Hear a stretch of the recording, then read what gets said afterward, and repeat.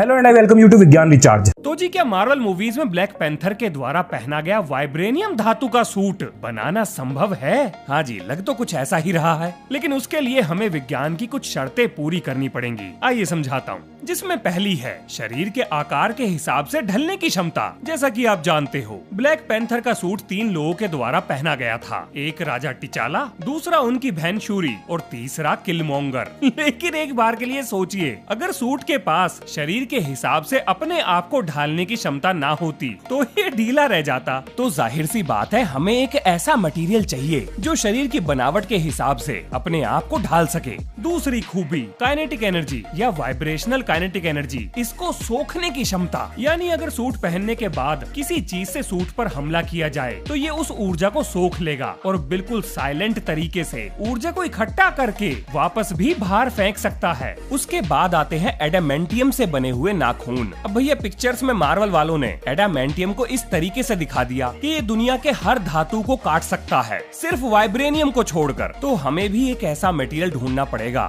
जो हमारा ये वाला काम भी कर दे। और उसके बाद नंबर आता है किमोयो एआई का, जो ज्यादा मुश्किल नहीं है। उसके बाद है हेलमेट में लगे हुए नाइट विजन और लास्ट आता है मैनिफेस्टेशन, यानी सूट को याद करो और वो अपने आप ही शरीर पर उभर जाएगा। अब अगर किसी तरीके से हमें ये सारी खूबियां मिल जाती हैं तो हमारा सूट भी बनकर तैयार हो जाएगा। अब आप जरूर ये सोच रहे होंगे, क्या ऐसा संभव है? क्या हमारे पास वो मटेरियल है? जो चीजें आज से 10 साल पहले असंभव लगती थी, अब वो संभव हो चुकी हैं। चलो शुरू करते हैं। अब देखो, इस वीडियो को मैंने 2 हिस्सों में तोड़ दिया है। पहला है उन सारी चीजों का इतिहास, बोले तो मार्वल मूवीज और कॉमिक्स में दिखाया गया वो इतिहास जो इन सारी टेक्नोलॉजीज की उत्पत्ति से जुड़ा हुआ है। इसको जानने के बाद आपको चीजों को कनेक्ट करने में आसानी होगी। और दूसरा है सूट के काम करने के पीछे लॉजिकल और साइंटिफिक एक्सप्लेनेशन, और कैसे हम आज के समय जो मटेरियल्स हमारे पास हैं उनसे वो सेम काम करा सकते हैं जो मार्वल मूवीज में वाइब्रेनियम और एडामेंटियम से कराए गए हैं। तो जिसको हिस्ट्री विस्ट्री में कोई भी इंटरेस्ट नहीं है,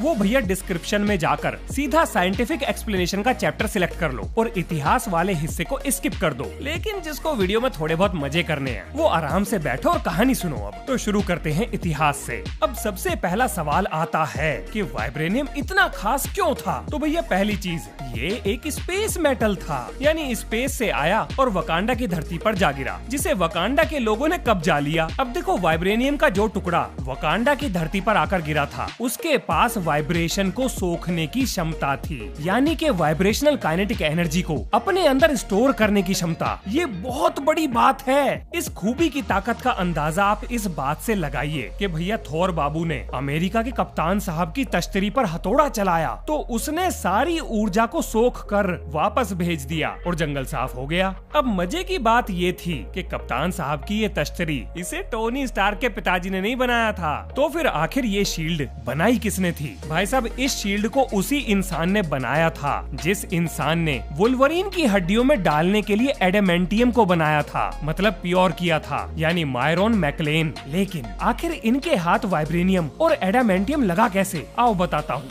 दरअसल ये अफ्रीका के जंगलों में रिसर्च वगैरह के लिए गए हुए थे, जहाँ पर इनके हाथ एक पत्थर लगा जो वाइब्रेनियम था, और ये समय था वर्ल्ड वॉर 2 का। अब जांच पड़ताल करने के बाद जब इन्हें इस पत्थर की प्रॉपर्टीज के बारे में पता लगा तो ये इस चीज की खोजबीन पर लग गए कि आखिर ये पत्थर बना किन चीजों से है, ताकि ये इस मटेरियल को लैब में बना सके और उस धातु से अमेरिकन टैंकों का कवच तैयार हो जाए। लेकिन जब ये अपने एक्सपेरिमेंट कर रहे थे तो वाइब्रेनियम के साथ अलग अलग मटेरियल को मिक्स करते हुए इनसे एक नया मटेरियल बन गया और उससे बनाई इन्होंने एक शील्ड। और ये वही शील्ड है जो कैप्टन अमेरिका को मिली है। हालांकि इन्होंने बहुत कोशिश करी कि ये किसी तरीके से दोबारा सेम मिक्सचर को तैयार कर पाएं, लेकिन इन्हें कामयाबी नहीं मिली। अब जरा एडामेंटियम के बारे में भी बात कर लेते हैं। एडामेंटियम भी स्पेस से गिरा था, अफ्रीका में गिरा था, और ये हाथ लगा था वहाँ के लोकल गाँव वालों के, जिसे मेजर विलियम स्ट्राइकर ने गांव वालों से छीन लिया। अब विलियम स्ट्राइकर ये बात बहुत अच्छे से जानता था कि मायरोन मैकलेन, यानी जिसने कैप्टन अमेरिका की शील्ड बनाई है, वो एडामेंटियम को प्योर कर सकते हैं, जिसका इस्तेमाल Major William Stryker weapon X program को आगे बढ़ाने में करेंगे। अब ये वेपन एक्स प्रोग्राम क्या है? तो भाई साहब, ये अमेरिकन मिलिट्री का वही प्रोग्राम है जिस प्रोग्राम ने आपको कैप्टन अमेरिका दिया, यानी अमेरिका के कप्तान साहब। हाँ जी, और वेपन एक्स में ये जो एक्स है, इसका मतलब है 10th यानी रोमन न्यूमरल। इस प्रोग्राम में वेपन 1 था स्टीव रॉजर्स यानी कैप्टन अमेरिका। अब ये प्रोग्राम इसलिए शुरू किया गया था क्योंकि अमेरिका को ये बात पता चली कि नाजी जर्मनी सुपर सोल्जर बनाने की तैयारी कर रहा है, और बस इसी की होड़ में अमेरिका ने भी वेपन 1 प्रोग्राम को लॉन्च कर दिया, जिसका 10वां हिस्सा था वेपन एक्स। अब एडामेंटियम को प्योर करने के बाद वुल्वरीन की हड्डियों में डाल दिया गया, लेकिन इस काम के लिए वुल्वरीन को ही क्यों चुना गया? कारण बिल्कुल सीधा था, क्योंकि वुल्वरीन एक म्यूटेंट था जिसका शरीर अपने ऊपर लगी हुई चोटों को बहुत जल्दी ठीक कर सकता था। तो जी ये था वाइब्रेनियम, एडामेंटियम, कैप्टन अमेरिका की शील्ड, वेपन एक्स प्रोग्राम और वुल्वरीन से जुड़ा हुआ छोटा सा इतिहास। अब जरा सीधा मुद्दे पर चलते हैं। तो जी ये बात तो बिल्कुल क्लियर हो गई कि वाइब्रेनियम के पास थी शरीर के हिसाब से ढलने की क्षमता, मतलब आकार बदलने की क्षमता। तो क्या हमारे पास ऐसा कोई मटेरियल है?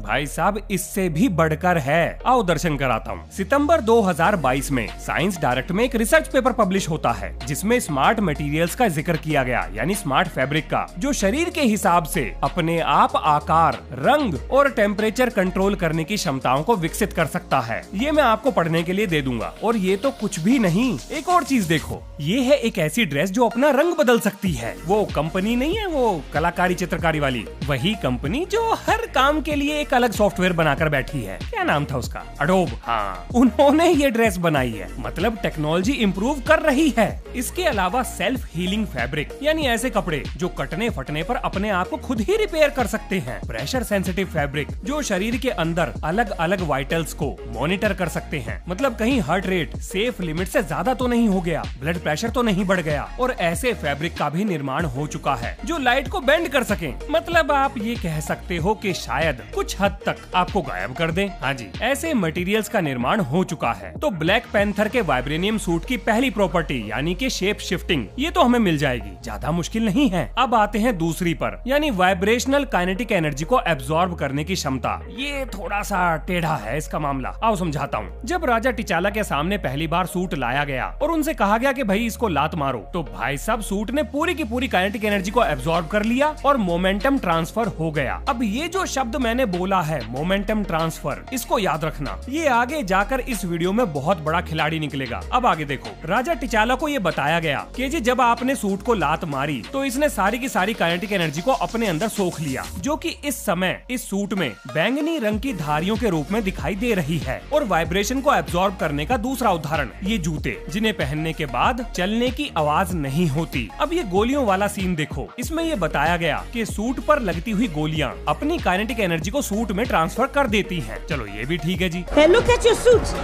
You've been taking bullets, charging it up with kinetic energy. अब ये वाला सीन देखो भाई साहब, इसमें जब ब्लैक पैंथर ऊंचाई से कूदा तो जमीन से जो उसके पैरों पर इम्पैक्ट आया, धक्का आया, उसकी एनर्जी को भी सूट ने पूरी तरह से एब्जॉर्ब कर लिया। विज्ञान के हिसाब से मुझे इसमें कोई भी दिक्कत नजर नहीं आ रही है और ये मैं एक्सप्लेन करूंगा कि क्यों। लेकिन उससे पहले जरा आप ये देखो, जब राजा टिचाला से दोबारा सूट को लात मारने के लिए कहा गया तो सूट ने जो एनर्जी इकट्ठा करके अपने अंदर रखी थी वो वापस ट्रांसफर कर दी और भाई साहब लात मारते ही राजा जी साइड में निकल लिए। जब यहाँ पर सूट में गोलियां लगी थी तो इस सारी एनर्जी को अपने पैरों की तरफ रिडायरेक्ट करके ब्लैक पैंथर एक गाड़ी के ऊपर से उछलता है, जिसके नतीजे के रूप में कार हो गई है अब पूरी तरह से बेकार। एक और उदाहरण देखो, यहाँ पर ब्लैक पैंथर का सूट गोलियां लगने की वजह से पूरी तरह से चार्ज हो गया और जब ब्लैक पैंथर ने इस ऊर्जा को अपने हाथ की तरफ रिडायरेक्ट करके जमीन पे ट्रांसफर किया तो एक जबरदस्त ऊर्जा का धक्का पैदा हुआ। अब इन सारे उदाहरणों से आप ये चीज तो समझ गए होंगे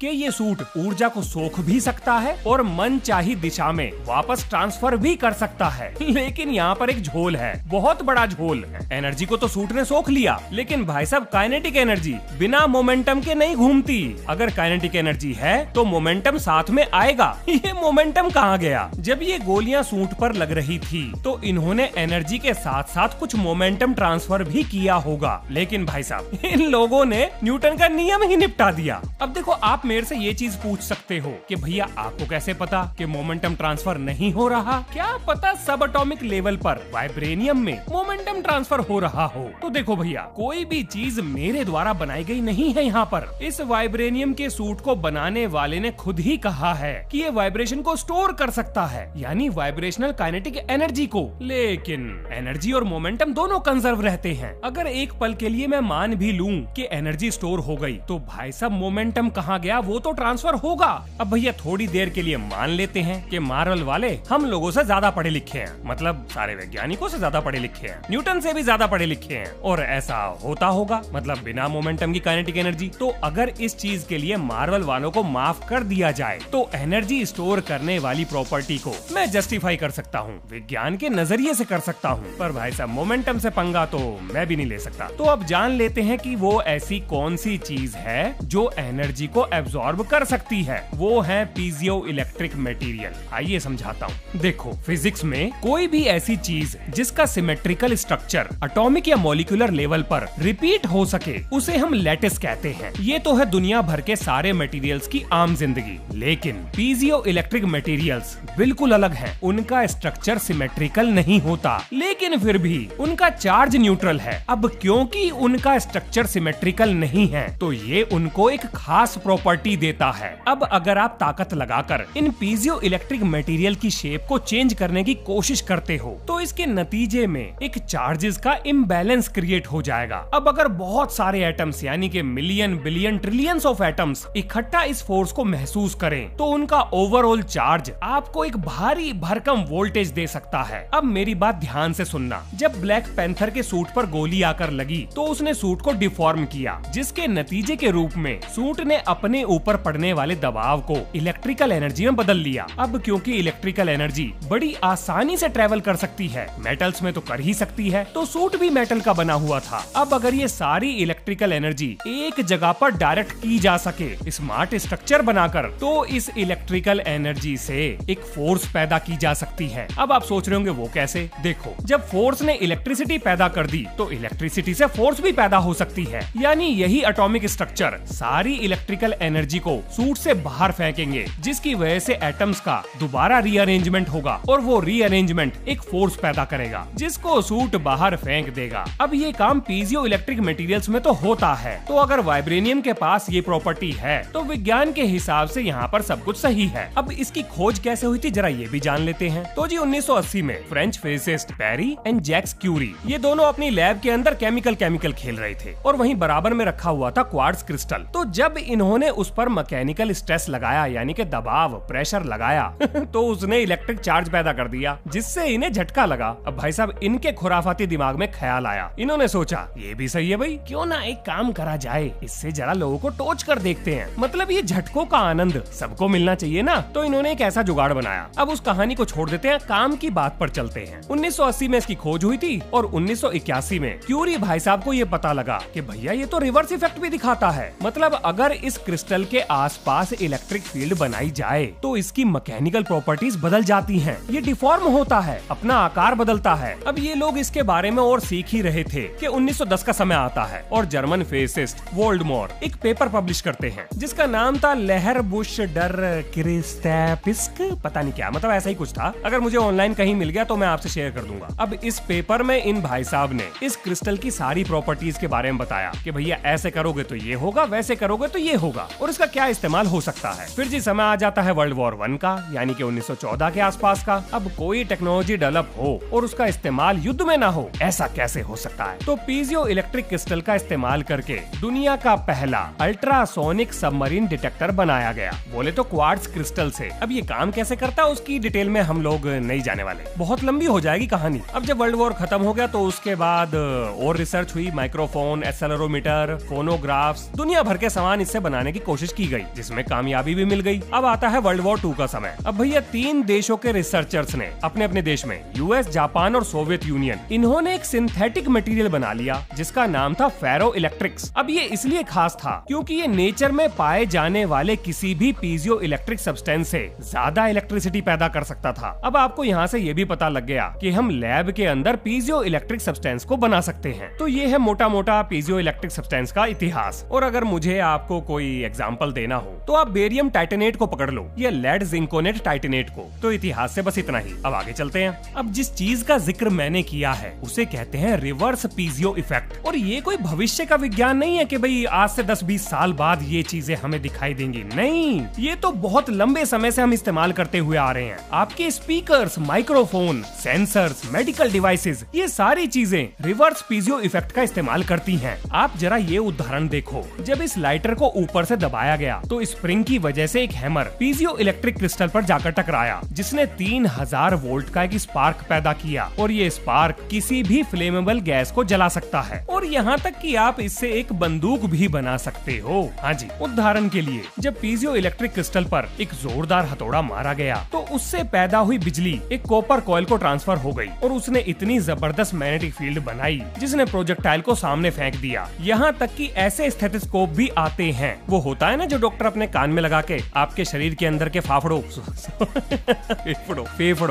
की करामात सुनते हैं, वो डिवाइस। ऐसे स्टेथोस्कोप भी आते हैं जिनके अंदर पीजियो इलेक्ट्रिक क्रिस्टल का इस्तेमाल होता है। तो ये टेक्नोलॉजी तो बहुत पुरानी है, बड़े लंबे समय से हम इसको इस्तेमाल कर रहे हैं। और भैया आज के समय तो वैज्ञानिक एनर्जी हार्वेस्टिंग के लिए भी रिवर्स पीजियो इफेक्ट के ऊपर रिसर्च कर रहे हैं। मतलब ऐसे मटेरियल्स की सड़क बना दी जाए जिस पर जब आप चलकर जाओ तो उससे एनर्जी पैदा हो, इलेक्ट्रिकल एनर्जी पैदा हो, और वो एनर्जी सड़क के किनारे शाम के समय लाइट को जलाने के काम में आएगी। क्योंकि जब आप सड़क पर चलोगे तो आपके पैरों की ताकत की वजह से सड़क का स्ट्रक्चर डिफॉर्म होगा, और ये डिफॉर्मिटी इलेक्ट्रिकल एनर्जी पैदा करेगी। यही तो काम है पीजियो इलेक्ट्रिक मटेरियल्स का। चलो जी, दो चीजें तो मिल गई, एक शेप शिफ्टिंग और दूसरा वाइब्रेशन को एब्जॉर्ब करना या फिर वापस बदलकर फोर्स में ट्रांसफर कर देना। अब चलते हैं नाखूनों पर। तो भैया ये नाखून बने थे एडामेंटियम के, एक ऐसा मेटल जो वाइब्रेनियम को छोड़कर हर एक चीज के टुकड़े कर सकता है। लेकिन हमें कैसे पता कि वाइब्रेनियम इससे नहीं कटेगा? तो वेल, इसका उदाहरण हमें सिविल वॉर में देखने को मिला था, जब कैप्टन अमेरिका और ब्लैक पैंथर के बीच में फाइट हुई थी। तो भैया इस फाइट में अपने काले बिल्ले ने अमेरिका के कप्तान साहब की तशरीफ पर अपने नाखूनों से खुरच दिया।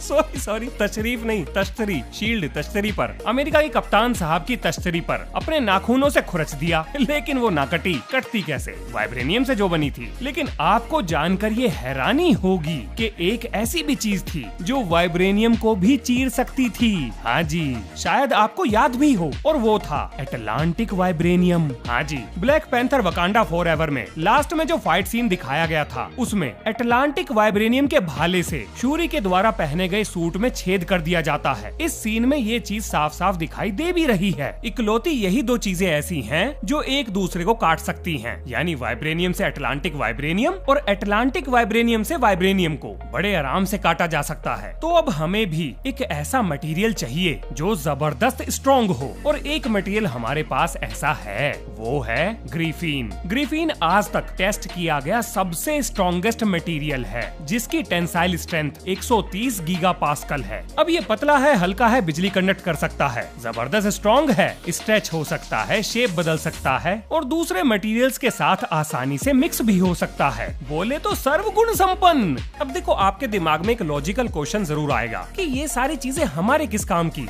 मतलब ठीक है, कार्बन की सिंगल लेयर हमने उतार ली, ग्रेफीन बना लिया, लेकिन इससे कौन सा पर्पस सॉल्व हो रहा है? भैया फायदा गिनवाओ। तो देखो जी, आप ये बात जानते होंगे कि super conductors extreme low temperature पर ही काम करते हैं। मतलब हायर टेम्परेचर पर सुपर कंडक्टिविटी घट जाती है, धीरे धीरे कम होने लगती है। लेकिन ग्रिफीन ये हायर टेम्परेचर पर भी सुपर कंडक्टिविटी शो कर सकता है, और यही प्रॉपर्टी है जो इसे खास बनाती है। लेकिन ये आया कहाँ से? तो जी, समय है इसके भी इतिहास को जानने का। समय था 1947 का। एक theoretical physicist Philip R Wallace एक ख्याली पुलाव बनाते हैं। मतलब कि क्या हो अगर ग्रेफाइट की एक पतली सी लेयर बनाया जाए, मतलब क्या वो कुछ काम आ पाएगी हमारे? इन्होंने ये इस तरह की चीजें जो है अपने दिमाग में पकाई। फिर 1962 में हैंस पीटर बोहेम और उनके एक साथी ने इस ख्याली मटेरियल को एक नाम दिया, बोले तो ग्रिफीन। 1970 में एक दूसरे रिसर्चर वैन बोमेल ने कार्बन की मोनो एटॉमिक लेयर को कंफर्म कर दिया कि हाँ भैया, ऐसी कोई चीज होती है। अब समय आ गया 1986 का। बोहेम और उनकी टीम ने एक पेपर पब्लिश किया, बोले तो ग्रिफीन की चर्चाओं का पर्चा। लेकिन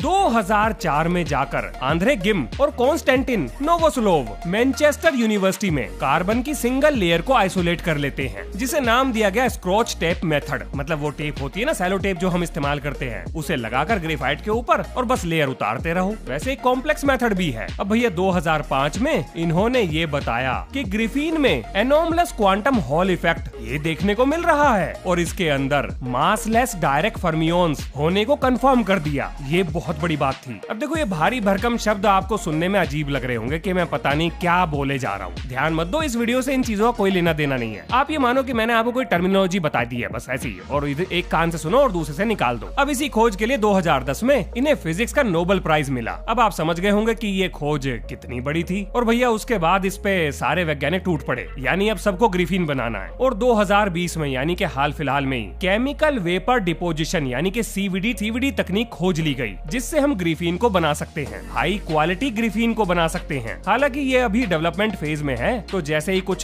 कॉन्क्रीट मिलेगा मैं आपको जरूर बताऊंगा। और जो भी मैंने बताया अगर इससे आप बोर हो गए हो तो भूल जाओ मैंने क्या कहा था, आगे चलो। तो अगर ग्रेफाइट की हम एक ऐसी लेयर उतारने में कामयाब हो जाएं जिसकी मोटाई कार्बन के सिंगल एटम के बराबर हो, तब हम उसे ग्रिफीन कहेंगे। और कमाल की बात तो ये है कि ये एक सुपर कंडक्टर है, यानी इसके अंदर चार्जेस अपनी मैक्सिमम रफ्तार पर दौड़ेंगे। अब अगर किसी तरीके से इसका इस्तेमाल ब्लैक पैंथर का सूट और इसके किसी अलॉय से उसके नाखून बनाने का ट्राई किया जाए तो भाई साहब इस चीज के बन के तैयार होने की संभावनाएं बहुत ज्यादा हैं। अब चलते हैं किमोयो AI पर। वैसे इस पे क्या ही डिस्कशन करें हम लोग, आजकल तो हर कोई AI का इस्तेमाल कर रहा है। तो भाई साहब इनके पास भी एक AI टेक्नोलॉजी थी जिसे ये किमोयो AI बोलते थे, तो उस पर हम लोग ज्यादा टैंटै नहीं करेंगे। अगला आता है ब्लैक पैंथर का नाइट विजन। तो ये टेक्नोलॉजी भी ऑलरेडी विकसित हो चुकी है, पर अगर शायद आपको याद ना हो तो मैं दिखा देता हूँ। पहली ब्लैक पैंथर मूवी में जब ब्लैक पैंथर पहली बार हमला करता है तो जिस टाइम वो अंधेरे में छुपकर बैठा था उसे साफ साफ दिखाई दे रहा था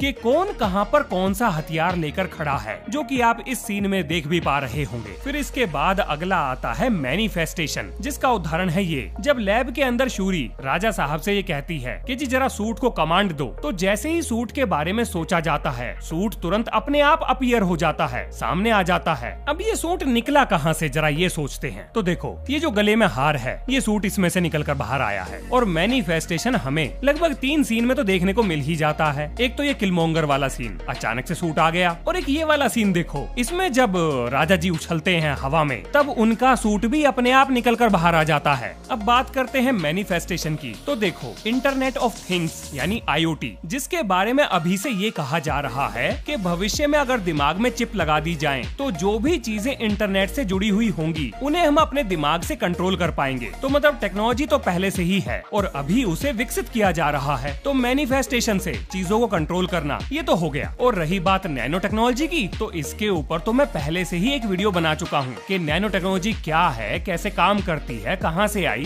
सब कुछ बताया है। उस वीडियो का लिंक मैं दे दूंगा डिस्क्रिप्शन में, आप चाहे तो देख लेना। अब देखो पूरी वीडियो का जो मोटा मोटा सार निकलता है यानी कि समरी निकलती है वो ये कि हमारे पास वो सारी चीजें पहले से ही हैं, जिनका इस्तेमाल करके अगर हम ऐसे अलॉय बना पाएं जो कि मतलब सेम प्रॉपर्टी शो कर दें जो कि वाइब्रेनियम शो कर रहा था, तो पूरी संभावना है कि ऐसा सूट बनाया जा सके। लेकिन सूट बनाना काफी नहीं है, ये सूट पहन कौन रहा है ये चीज भी जरूरी है। पिक्चर में जिसने ये सूट पहना था उसके अंदर फिजिकल स्ट्रेंथ थी, शारीरिक क्षमताएं थी, ताकत थी। अब भैया अगर आज के जमाने में ये सूट बन के तैयार हो जाए और इसे कोई गोलू मोलू पहन ले तो ऐसे में तो विज्ञान भी उसकी मदद नहीं कर पाएगा।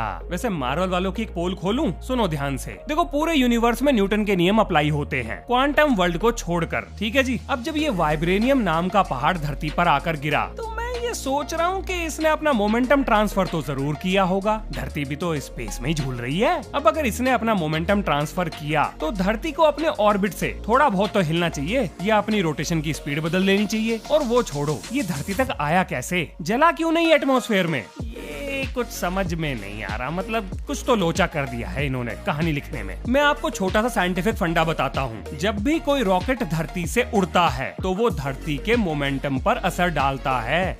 शायद आपको ये बात ना पता हो, पर एक वीडियो में मैंने ये पूरा समझाया है। मेरे को याद नहीं, शायद जब मैंने लैग्रांज पॉइंट्स के बारे में बात करी थी शायद उसमें ही बताया था। और ये तो कुछ भी नहीं, वैज्ञानिक एक और चीज में पंगा ले रहे हैं धरती के मोमेंटम से, और वो है ग्रेविटेशनल स्लिंग शॉट। अब जरा आप मुझे ये बताओ, जब एक रॉकेट धरती का चक्कर लगाकर अपनी रफ्तार को बढ़ाता है धरती की ग्रेविटी को इस्तेमाल करके। तो भैया कहाँ से आ रहा है उसके पास मोमेंटम? मोमेंटम तो कंजर्व रहता है, यानी कि एक रॉकेट जब अपने मोमेंटम को बढ़ाता है तो वो धरती के मोमेंटम को घटाता है। ये जो दुनिया में जितने भी रॉकेट उड़ाए जा रहे हैं ना, ये सब के सब धरती के मोमेंटम पर असर डाल रहे हैं। तो कल को अगर कोई चीज ऊपर नीचे होती हुई दिखाई दे ना, तो समझ जाना यही है वो लोग जिनकी वजह से धरती ऊटपटांग हरकतें दिखा रही है। अब इसी तरीके से जब कोई स्पेस से आने वाली चीज धरती पर टकराती है तो वो भी धरती के मोमेंटम पर असर डालती है, यानी उस रफ्तार पर जिससे धरती सूरज का चक्कर लगा रही है। और अगर वो भारी भरकम सामान निकला तो हो सकता है धरती को उसकी ऑर्बिट से ही निकाल दे या इसके दो टुकड़े कर दे। इन सारी चीजों की संभावनाएं हैं। लो जी, वीडियो में सारी काम की बातें तो हो गई, लेकिन मेरे मन में एक विचार चल रहा है तो मैंने सोचा कि आपसे शेयर ही कर दूं। अब देखो, जिसको मेरा प्रवचन नहीं सुनना वो वीडियो यहाँ पर छोड़ सकता है। इसके बाद कोई भी साइंटिफिक चीज के बारे में मैं यहाँ पर डिस्कस नहीं करने वाला हूँ और ना ही कोई कहानी सुनाऊंगा, बल्कि मैं तो ये बताने जा रहा हूँ कि 4-5 मिनट की काम की बात बताने में मैंने 20 मिनट आपके काहे खा लिए। देखो जी, मैं ऐसा मानता हूँ कि हमारे स्कूल और कॉलेजेस में पढ़ाने का तरीका सही नहीं है। आप खुद सोचो, किसी का पढ़ने का मन क्यों करेगा अगर पढ़ने वाले को ये ही ना पता हो कि जो चीज वो पढ़ रहा है उसका इस्तेमाल कहाँ होता है या वो पढ़ाई उसके किस काम की है। ज्यादा नहीं तो कम से कम बस यही बता दो कि जिस चीज की पढ़ाई करा रहे हो आखिर उसकी खोज कैसे हुई, वो कौन से सवाल थे जो वैज्ञानिकों के दिमाग में आए जिनके जवाब के रूप में उन्होंने नई नई खोजें करी। कम से कम ये तो समझ में आएगा कि आखिर एक वैज्ञानिक सोचता कैसे है। कहीं से तो कुछ तो लॉजिक बने ताकि चीजों को जानने में क्यूरियोसिटी बढ़े। अगर मैं डायरेक्ट आपको ये बताता कि स्मार्ट फैब्रिक या पीजियो इलेक्ट्रिक मटेरियल या ग्रिफिन कैसे काम करता है तो बहुत सारे लोग उसके बारे में शायद ना जानना चाहते। और अगर इस वीडियो को कोई छोटा बच्चा देख रहा है तो उसके मन में विज्ञान के प्रति जो क्यूरियोसिटी डेवलप होगी वो मेरे लिए तो अनमोल है। अब मुझे इतना तो भरोसा है कि आप में से कुछ लोगों को ब्लैक पैंथर के सूट से ज्यादा पीजियो इलेक्ट्रिक क्रिस्टल्स में ज्यादा इंटरेस्ट होगा। तो हमारे पास वो सारी चीजें मौजूद हैं जिनका इस्तेमाल करके हम मिलता जुलता सूट बनाकर तैयार कर सकते हैं। अब चीजों को इंटरेस्टिंग बनाने में समय तो खर्च होता है और विज्ञान से जुड़ी हुई चीजों को इंटरेस्टिंग बनाना यही तो था इस वीडियो का मकसद। उम्मीद करता हूँ आपको इस वीडियो से कुछ ना कुछ नया जरूर पता लगा होगा। तो ये है इस वीडियो का अंत। मिलते हैं नेक्स्ट वीडियो में। जय हिंद, जय भारत। जब अमेरिका के कप्तान साहब की तशरीफ पर थोड़ा चलाया टाइम सॉरी।